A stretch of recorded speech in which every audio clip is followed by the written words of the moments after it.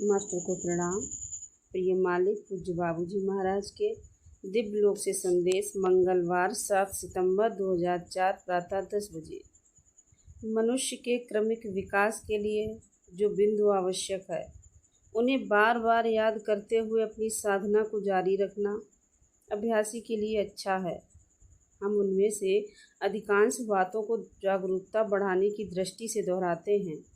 ये बातें अचानक होने वाले बोध की तरह हैं जो उनके भीतर ज्ञान रूपी प्रकाश भर देती हैं।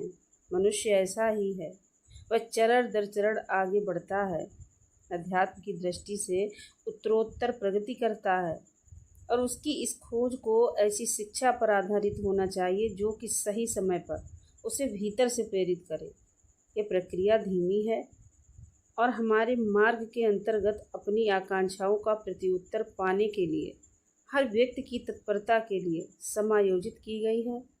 इस आध्यात्मिक प्रक्रिया को मानवीय तौर पर स्पष्ट रूप से समझना आसान नहीं है, इसीलिए इसमें विश्वास और समर्पण की आवश्यकता होती है। अपने जीवन में आध्यात्मिक मालिक दैवीय मार्गदर्शक का होना एक विशेष प्राप्ति है। उसके बाद सब कुछ अन्य आयाम धारण कर लेता है। इस मार्ग की रूपरेखा को विस्तृत रूप से योजनाबद्ध किया जाता है और पूरी सावधानी के साथ काम किया जाता है। इस मार्ग पर आगे बढ़ते हुए अभ्यासी के लिए ये अवधारणाएं थोड़ी कम काल्पनिक होती जाती हैं। सफाई और प्राणाहुति के माध्यम से अभ्यासी के अंतस का बोझ कम होने लगता है, जिससे हमारे भाई बहनों की संवेदनशीलता परिष्कृत होती जाती है। अब वे स्वयं को अनावश्यक और निरर्थक पहलुओं से मुक्त करके अपने मार्ग पर आगे बढ़ते हैं।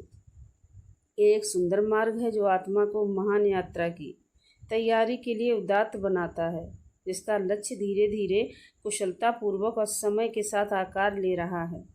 आत्मा की यह खोज सबसे श्रेष्ठ है। यह खोज उसे निराश नहीं कर सकती। ईश्वर इसकी आपूर्ति करता है। अंतिम दैवीकरण जो दृष्टि में बनाए रखते हुए कठिन परिश्रम करने से वे उसे अपने भव्य लक्ष्य की प्राप्ति हो सकती है। धन्यवाद।